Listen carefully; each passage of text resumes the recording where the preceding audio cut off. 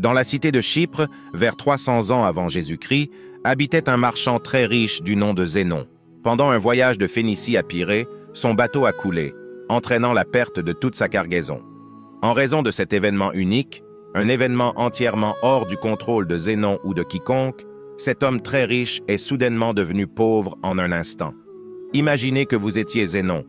Comment réagiriez-vous au fait que toute votre vie de travail soit balayée par la force même de la nature? Quelle serait la réaction appropriée? Seriez-vous en colère? Triste? Auriez-vous l'impression que la vie vous a trompé? Pour la plupart d'entre nous, ce seraient des réactions normales, mais pas pour Zénon, le père du stoïcisme. Un petit changement dure une éternité, et un petit recadrage de votre mentalité peut se propager en changements plus importants et plus impactants plus tard. Le cœur du stoïcisme est la définition même de l'acceptation et de l'indifférence. Après avoir lu les œuvres de Socrate et d'autres grands philosophes, Zénon a créé et enseigné le stoïcisme. Selon Zénon, bien que nous n'ayons pas beaucoup de contrôle sur ce qui nous arrive, nous avons le contrôle de la façon dont cela nous affecte, et nous devons utiliser ce contrôle de manière significative. Plutôt que de pleurer sur le lait renversé, ou dans ce cas, sur les marchandises noyées, Zénon s'est concentré sur le maintien de sa sérénité face à la situation, restant calme et neutre malgré sa situation difficile. Aujourd'hui, les gens voient involontairement les stoïciens comme des personnes qui ne peuvent pas être brisées, des personnes qui ne s'attardent pas souvent aux extrêmes émotionnels, traversant des accès de colère ou des crises d'anxiété. Mais l'idée originale derrière le stoïcisme était bien plus que cela. Plutôt qu'une simple description de personnes insensibles, le stoïcisme était une manière de voir, de décrire et de comprendre le monde. C'était une manière de vivre, et cette manière de vivre a perduré pendant des siècles. La philosophie stoïcienne peut être appliquée aux situations d'aujourd'hui de la même manière qu'elle l'a été il y a des millénaires, et ses bénéfices sont tout aussi impactants. Le stoïcisme nous permet de traiter ces émotions négatives provenant d'expériences négatives et de les transformer en pensées qui nous donnent une perspective unique du monde. La perspective est tout, et chacun dans le monde a des expériences différentes et donc des perspectives différentes sur les choses. Puisque les stoïciens se réunissaient, discutaient et enseignaient la philosophie en public, leur philosophie générale était largement connue. Ils croyaient que les principes stoïciens pouvaient grandement bénéficier à tout le monde, et il n'avait donc aucun sens de cacher cette connaissance derrière les 4 murs d'une école ou des cours du palais. En conséquence, tout le monde, de l'esclave à l'empereur, pouvait apprendre et devenir stoïcien, et c'est ce qu'ils ont fait. Certains des stoïciens les plus notables du monde comprennent Épictète, qui se traduit par « acquis », car il était autrefois esclave, Sénèque, un homme d'État très renommé, et Marc Aurèle, un empereur romain et l'un des hommes les plus puissants ayant jamais vécu. Les premiers stoïciens pratiquaient ce qu'ils prêchaient, évitant toutes les formes de ségrégation et menant la lutte contre l'inégalité. Ils ont même inventé le mot « cosmopolite », qui signifie littéralement « citoyen du monde ». Lorsque les gens entendent ce mot maintenant, nous pensons à des villes comme New York, Toronto, Dubaï et Londres, en raison de leur diversité, et c'était le type d'unité et de fraternité que les stoïciens prêchaient. Alors pourquoi tant de gens adoptent-ils le stoïcisme comme mode de vie? Dans un monde plein de rebondissements inattendus, nos émotions peuvent souvent nous mettre des bâtons dans les roues. En réalité, nous ne sommes pas vraiment tristes parce que des choses mauvaises nous arrivent, nous sommes tristes parce que des choses mauvaises et inattendues nous arrivent. La pluie est une bonne chose. Elle aide à arroser nos plantes, fournit de l'eau pour le bétail et maintient la température fraîche et humide. Mais la vérité est que lorsque ce nuage sombre vous surprend dehors sans parapluie, ce n'est jamais une bonne expérience. Alors pourquoi ne pleurons-nous pas dès que ça commence à pleuvoir? C'est parce que bien que la situation soit mauvaise, nous avons appris à nous attendre à la pluie. C'est quelque chose d'inévitable, nous ne pouvons pas contrôler la météo. Bien que cela soit ennuyeux, la pluie passe et la lumière revient. Le stoïcisme nous enseigne que de la même manière, nous devrions nous attendre à ce que tout ce qui peut mal se passer se produise. Imaginez le pire scénario et soyez satisfait de savoir que cela pourrait arriver. Un des exercices stoïciens est connu sous le nom de confort volontaire, un exercice visant à augmenter les sentiments de gratitude.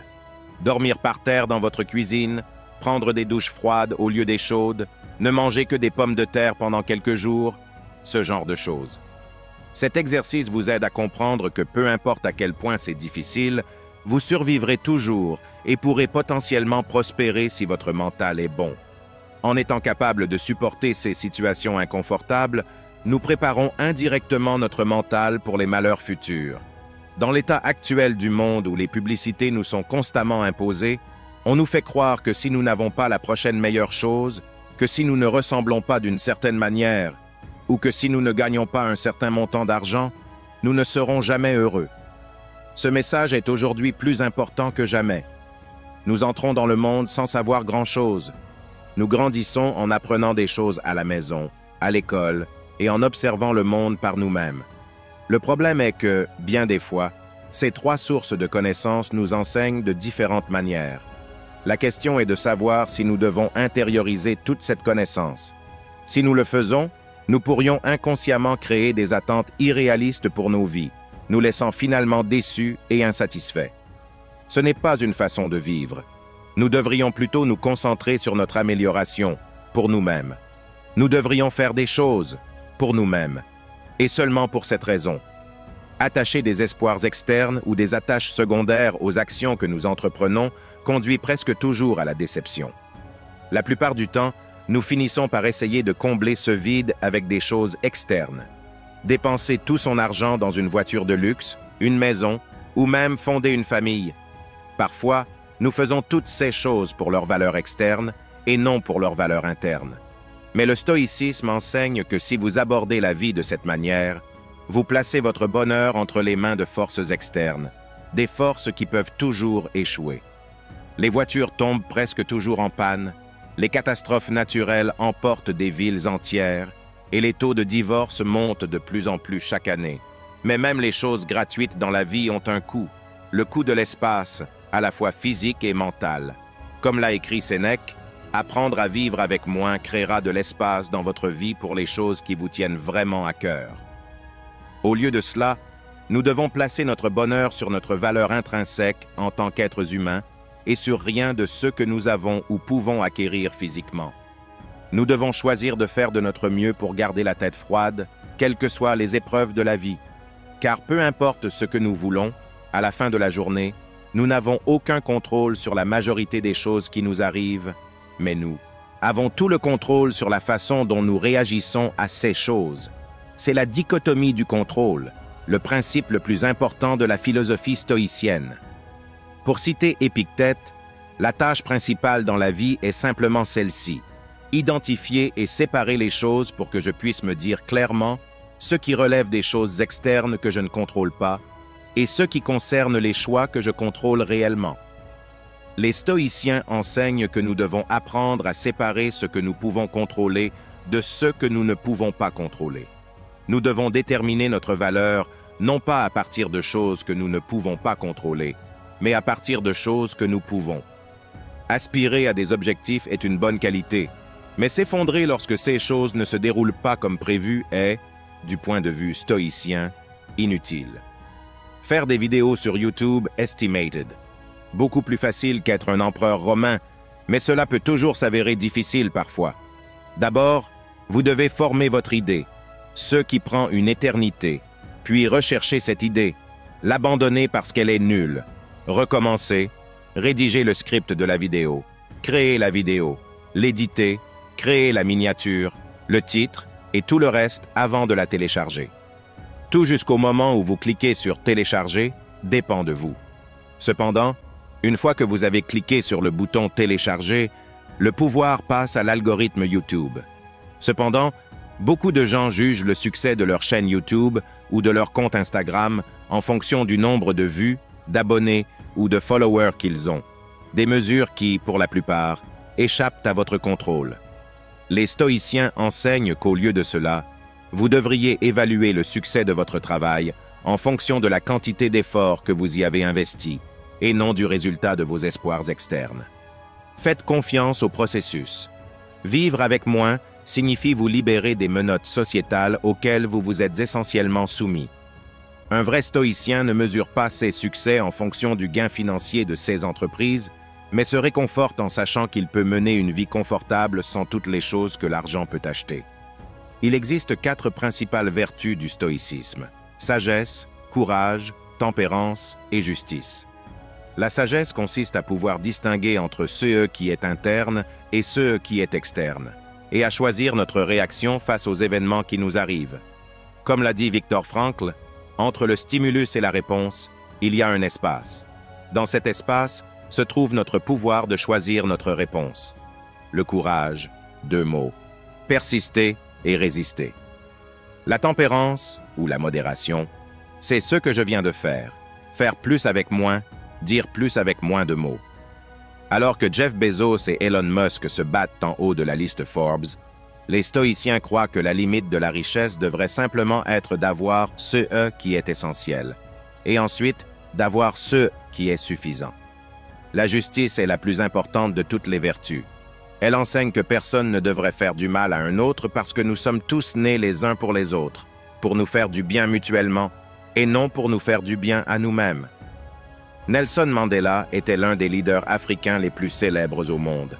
Alors qu'il luttait contre l'apartheid, il a été condamné à la réclusion à perpétuité où il est resté pendant 27 ans avant d'être finalement libéré.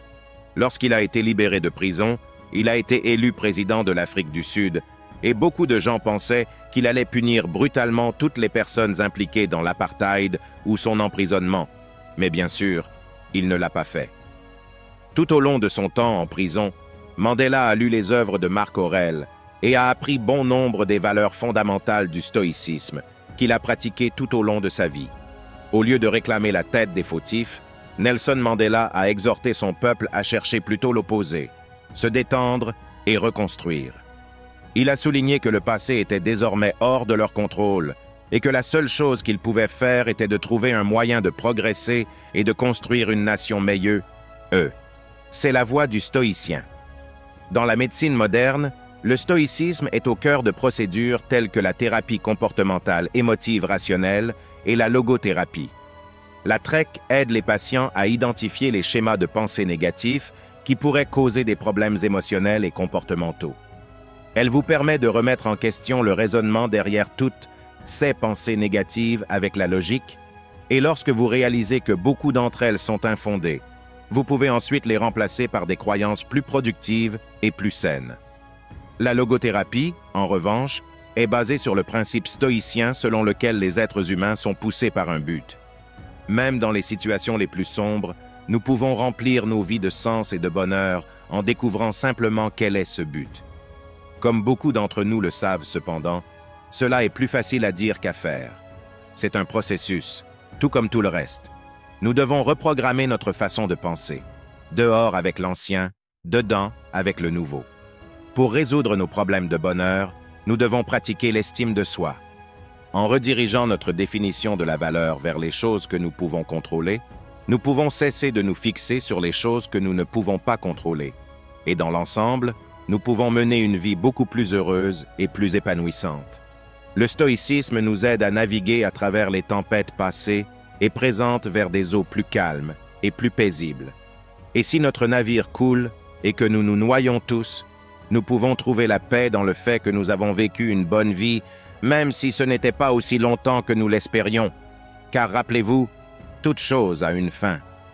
Si vous êtes arrivé jusqu'ici, j'apprécie vraiment votre soutien. Laissez-moi un commentaire ci-dessous avec le mot 100% pour que je sache que tu as regardé toute la vidéo. Si la vidéo vous a aidé, n'oubliez pas de nous laisser un j'aime.